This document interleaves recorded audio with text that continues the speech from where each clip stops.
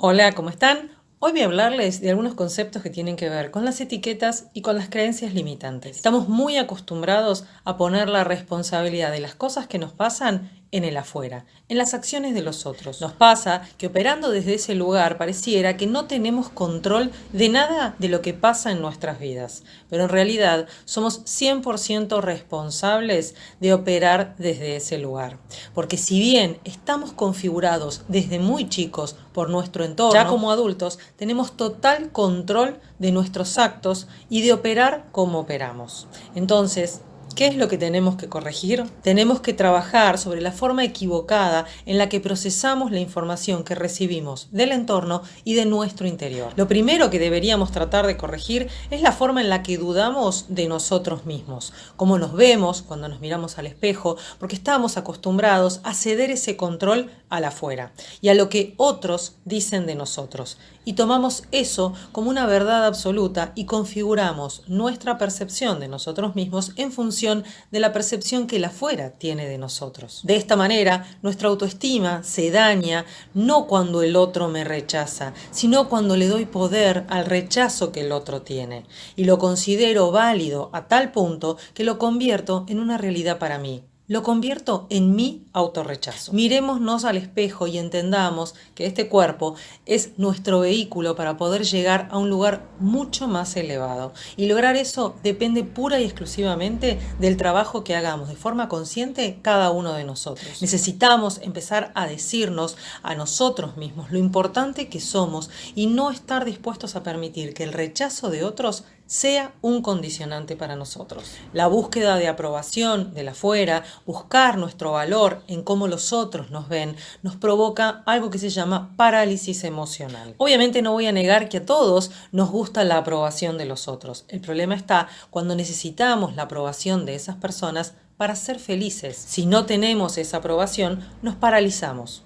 Y esto pasa cuando tengo localizada la autoestima en el lugar equivocado. Está afuera y no dentro mío. La realidad es que las personas van a desaprobar algunas o todas las cosas que decimos o hacemos. Podemos escucharlos y capitalizar eso, ya sea para aprender como para corrernos también de esas personas. Pero lo que no debemos hacer es dejar que eso nos paralice. Todos somos diferentes y únicos. En lugar de que eso sea un punto de tensión, de parálisis emocional, aceptemos que la opinión del otro es eso, la opinión del otro y nada más, evitando el conflicto interno que eso nos provoca, el dolor. No necesitamos estar de acuerdo con el otro. La aprobación es maravillosa, no lo voy a negar. A todos nos fascina, pero no es algo que necesitemos para vivir. Muchas veces es positivo escuchar la desaprobación de los otros. Negativo es dejar que eso nos enoje o nos paralice. Si logro hacer consciente este proceso, me vuelvo emocionalmente maduro y esto es la base de la inteligencia emocional. Otra cosa importante que tenemos que tener en cuenta es el apego al pasado. Si hoy tenés la idea de que estás condenado por algo que hiciste o dijiste en tu pasado, tenés que soltarlo. Del pasado, toma las experiencias vividas para aprender de esas experiencias y seguir adelante. De nada sirve seguir sintiéndote avergonzado, dolido, condicionado por acciones tanto tuyas como de otras personas, pero que están en el pasado. Esas emociones no te permiten crecer y avanzar. El pasado no puede cambiarse, pero sí podemos aprender de él.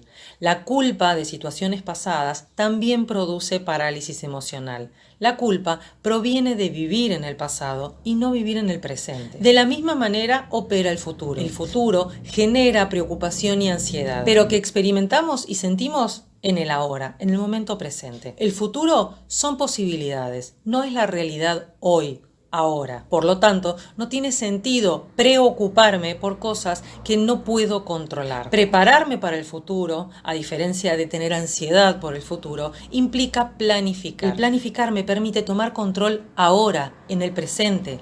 Disfrutemos de planificar lo que sea que quieras hacer. Disfruta proyectando. Eso no es preocuparse, porque preocuparse te inmoviliza. Planificar te pone en acción. Cuando hablamos de las etiquetas, tanto autoimpuestas como impuestas por el afuera, tenemos que entender que también son una trampa que nos inmoviliza, porque nos apegan al pasado. Tendemos a creer que somos esa etiqueta, pero esa etiqueta no es lo que realmente sos, es quien decís ser o lo que los otros dicen que sos. Recordemos que somos lo que pensamos, nuestros pensamientos crean nuestra realidad.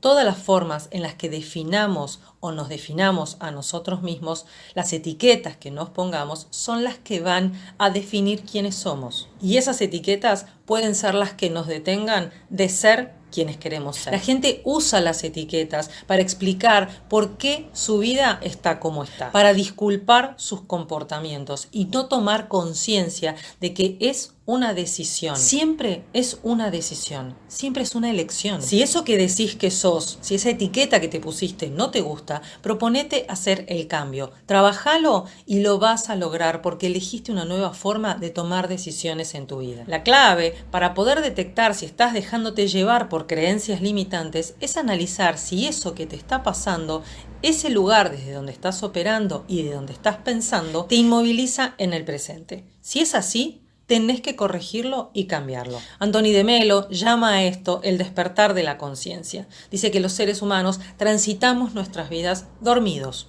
drogados, que desde que somos muy chicos nos dan una droga y que de a poco nos vamos convirtiendo en adictos a esa droga. Esa droga se llama aprobación, aprecio, éxito, aceptación, popularidad.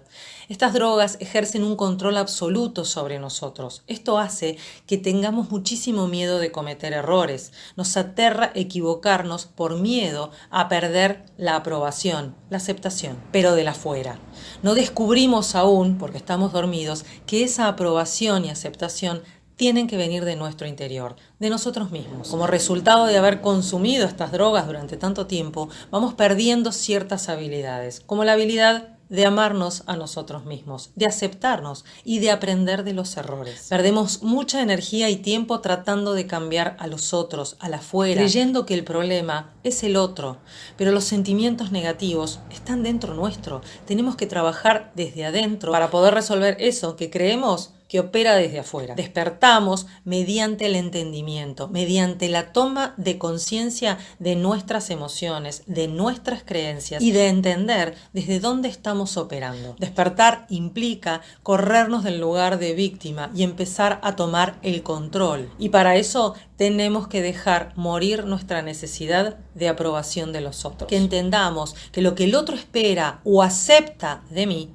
es un problema del otro. No necesitamos disculparnos por no cumplir con el deseo del otro. Cuando no tenemos que impresionar a otros, cuando no te molesta lo que digan o piensen de vos, ahí radica el amor propio, la autoestima. Porque mientras necesite a otro para ser feliz, no puedo ser verdaderamente feliz. No puedo amarme a mí mismo. ¿Qué pasa con los sistemas de creencias? Vivimos en función de cumplir con las expectativas del afuera, del sistema de creencias de alguien más. Estamos inmersos en una realidad creada por el otro que nos dice cómo tienen que ser las cosas, y esto nos condiciona desde muy chicos, de tal modo que crecemos con una versión distorsionada de las cosas, y esto hace que nos sea muy difícil encontrarnos a nosotros mismos. Los padres condicionamos a los hijos en base a nuestro propio sistema de creencias. Inculcamos a nuestros hijos aquellas formas de pensar y esas creencias que son compatibles con nosotros. Por lo tanto,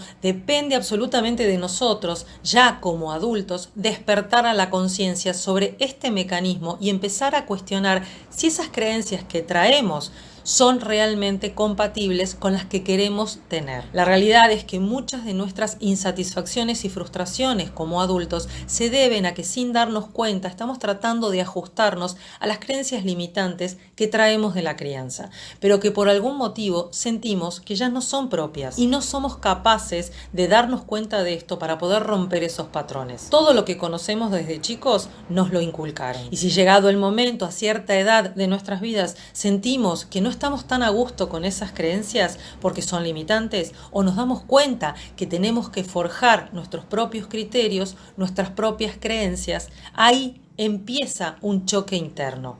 Este es el despertar de la conciencia. Por eso siempre digo que el despertar es doloroso, pero es absolutamente necesario. Para terminar, me gustaría incluir los 4 acuerdos de Miguel Ruiz para el cambio de creencias. 4 tipos de conductas que podemos cambiar o revisar para poder movernos de este lugar en donde no sentimos que estemos fluyendo. El primer acuerdo que nos plantea es que seamos impecables con las palabras.